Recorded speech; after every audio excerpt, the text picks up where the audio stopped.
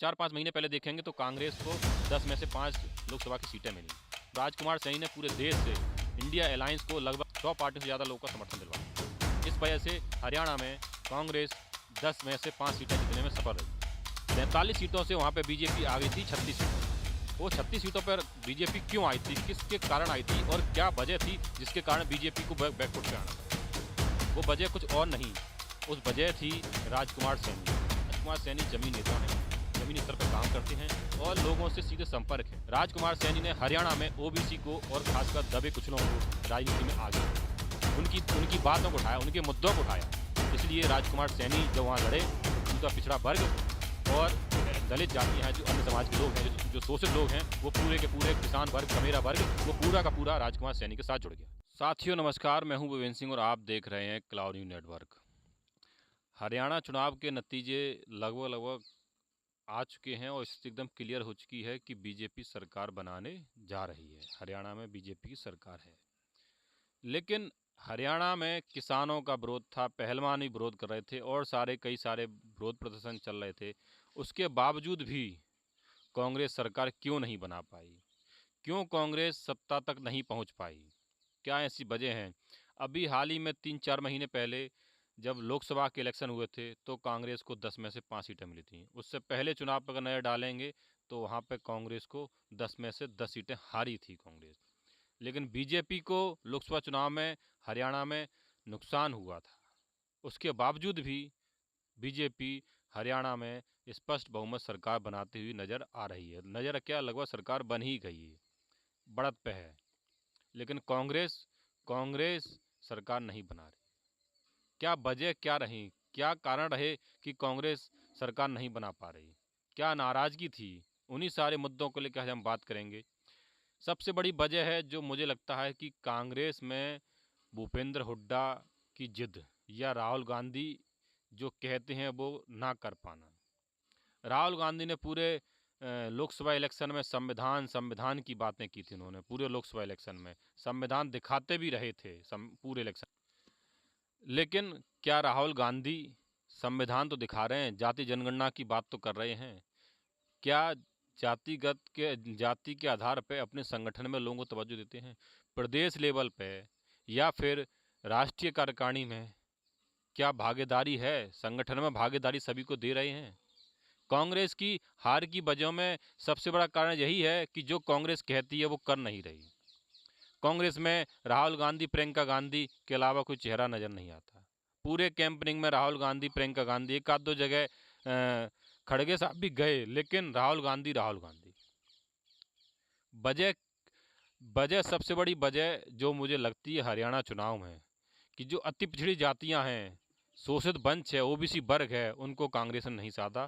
लेकिन बीजेपी ने नायब सैनी को मुख्यमंत्री बना के मैसेज दे दिया पूरे हरियाणा में और मैसेज देने में सफल भी रही कि हम पिछड़ों के साथ हैं। लेकिन कांग्रेस ने ऐसा नहीं किया और ना ही कांग्रेस ने ऐसा किसी तरह का करने का प्रयास भी किया।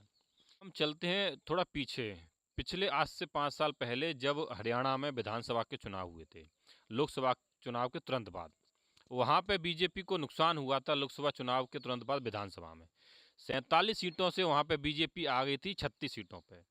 वो 36 सीटों पर बीजेपी क्यों आई थी, किसके कारण आई थी और क्या वजह थी जिसके कारण बीजेपी को बैकफुट पे आना पड़ा? वो वजह कुछ और नहीं, उस वजह थी राजकुमार सैनी। राजकुमार सैनी ने हरियाणा में ओबीसी को और खासकर दबे कुचलों को राजनीति में आगे लाए, उनकी उनकी बातों को उठाया, उनके मुद्दों को उठाया। इसलिए राजकुमार सैनी जब वहाँ लड़े तो पूरा पिछड़ा वर्ग और जो दलित जातियाँ हैं, जो अन्य समाज के लोग हैं, जो शोषित लोग हैं, वो पूरे के पूरे किसान वर्ग, कमेरा वर्ग, वो पूरा का पूरा राजकुमार सैनी के साथ जुड़ गया। यही नतीजा था कि बीजेपी वहाँ गठबंधन करके बीजेपी को सरकार चलानी पड़ी और उसी से बीजेपी ने सबक लेके बीजेपी ने नायब सैनी को मुख्यमंत्री बनाया और राजकुमार सैनी की काट ढूंढ के उन्होंने नायब सैनी को मुख्यमंत्री बना दिया। यही कारण था कि बीजेपी ने पिछड़ों को भी साधा, सबको साधने के बाद बीजेपी आज सरकार बना रही है हरियाणा में। लेकिन कांग्रेस ने नहीं ऐसा किया। कांग्रेस ने अपनी कार्यशैली में बदलाव नहीं किए, अपने संगठन में दलित पिछड़ों को तवज्जो नहीं दी। उनके खुद के ही पार्टी के नेता कुमारी शैलजा काफ़ी दिनों तो नाराज नहीं, एंड टाइम पे वो प्रचार करने आई। रणदीप सुरजेवाला और भूपेंद्र हुड्डा, कुमारी शैलजा भी कई सारी जुबानें जंग भी देखने को मिली, लेकिन भूपेंद्र हुड्डा का पार्टी में भी विरोध था। कई जगह उनके उम्मीदवार भी उनके जो सिलेक्शन कमेटी में भी सबसे ज़्यादा भूपेंद्र हुड्डा की चली, शैलजा कुमारी की नहीं चली। भूपेंद्र हुड्डा से कई लोग नाराज़ थे, कई हमने सोशल मीडिया वीडियो देखे, कई जगह भूपेंद्र हुड्डा से लोग नाराज़ थे, लेकिन राहुल गांधी ने कोई एक्शन नहीं लिया या कांग्रेस पार्टी ने कोई एक्शन नहीं लिया, कोई उनको समझने का प्रयास नहीं किया कि चुनाव किस तरफ जा रहा है। और 4-5 महीने पहले देखेंगे तो कांग्रेस को 10 में से 5 लोकसभा की सीटें मिली। 10 में से 5 लोकसभा की सीटें मिली थी तो राजकुमार सैनी ने पूरे देश से इंडिया अलायंस को लगभग 100 से ज़्यादा पार्टियां कह लो, संगठन कह लो, पार्टियां को समर्थन दिलवाया था इंडिया अलायंस को। इस वजह से हरियाणा और हरियाणा के आसपास के राज्यों, उत्तर प्रदेश हो, मध्य प्रदेश हो, चाहे उत्तराखंड हो, आसपास सभी जगह 100 पार्टियों से ज़्यादा लोगों का समर्थन दिलवाया था। इस वजह से हरियाणा में कांग्रेस 10 में से 5 सीटें जीतने में सफल रही। लेकिन जब विधानसभा चुनाव की बात आई तो कांग्रेस ने राजकुमार सैनी को अनदेखा कर दिया, समझने का प्रयास नहीं किया, गठबंधन नहीं किया, ये कांग्रेस की है। लेकिन राजकुमार सैनी की ताकत को इग्नोर नहीं किया सकता। राजकुमार सैनी ओबीसी के एक बहुत बड़े चेहरे हैं, दलित पिछड़ों के एक बहुत बड़े चेहरे हैं, क्योंकि आज हरियाणा में जो ओबीसी आज अपने हक अधिकार की बात कर रहा है या अपने हक अधिकार के प्रति लड़ रहा है हरियाणा में, तो उसका श्रेय राजकुमार सैनी को जाता है।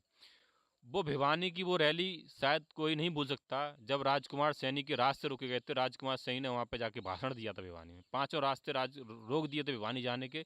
उसके बावजूद भी ओबीसी के प्रोग्राम में राजकुमार सैनी गए थे और वहाँ जाके भाषण दिया था।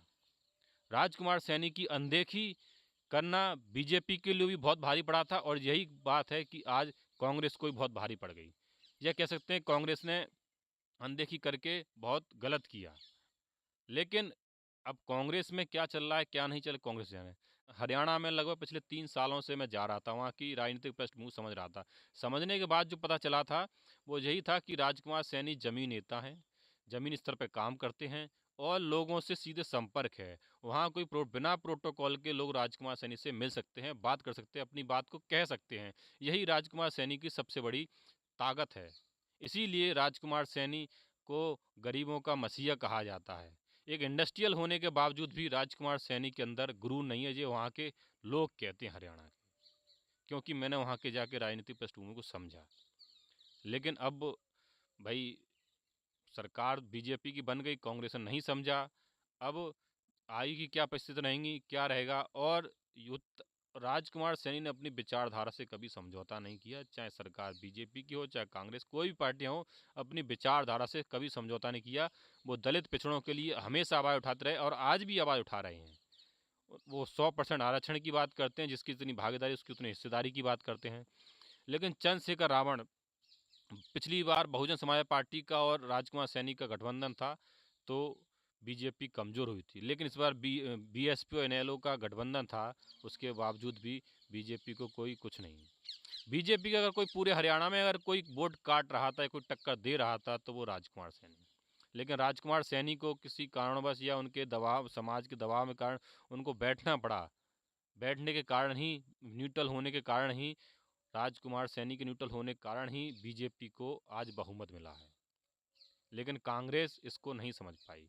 कांग्रेस को इंडिया बिना शर्त के उन्होंने लोकसभा चुनाव में कांग्रेस समर्थन दिया था, लेकिन कांग्रेस उसके बावजूद भी राजकुमार सैनी के साथ गठबंधन नहीं की, अकेले चुनाव लड़ रहे थे। हो सकता है जीत भी जाते, वो एक अलग विषय है। लेकिन दलित जो राहुल, अब सवाल उठता है, सबसे बड़ा सवाल है कांग्रेस पे है। क्या जो कांग्रेस पार्टी कह रही है वो करती है? क्या राहुल गांधी जो कहते हैं वो करते हैं? राहुल गांधी जाति जनगणना की बात करते हैं, मेरे जीवन का लक्ष्य बन गया। अभी जो हालात, उन्हीं हालातों में आप अपने संगठन में भागीदारी नहीं दे रहे हैं। जाति जनगणना करके और चीज़ों भागीदारी क्या देंगे? ये भी सवाल है राहुल गांधी से और कांग्रेस पार्टी से, क्योंकि हरियाणा के जिस तरह के चुनाव में उनका जो रहा। और एक चीज़ मैं लगभग काफ़ी समय से जिस फिर प्रोफेशन में हूँ, मैं नोट कर रहा हूँ, मैं समझने का प्रयास कर रहा हूँ कि राजस्थान के चुनाव में और छत्तीसगढ़ के चुनाव में, विधानसभा चुनाव में देखा कि राहुल गांधी ने अपने मुख्यमंत्रियों की उपलब्धियां ना गिनाना और मोदी को टारगेट करना, सीधे मोदी से फाइट करना, ये इस कारण भी जनता उनको इग्नोर करती है। ये मेरा मशवरा रहेगा राहुल गांधी के लिए। अगर राहुल गांधी तक ये वीडियो पहुंचे तो राहुल गांधी ये मशवरा रहेगा कि आपको अपने मुख्यमंत्री के काम की तारीफ करनी चाहिए। अशोक गहलोत ने राइट टू हेल्थ बना के इतना अच्छा काम किया, गरीबों के लिए 25 लाख तक का फ्री इलाज की करके, ये अशोक गहलोत ने पूरे भारत में ऐसा कोई इलाज नहीं किया, ये अशोक गहलोत जी ने दिया।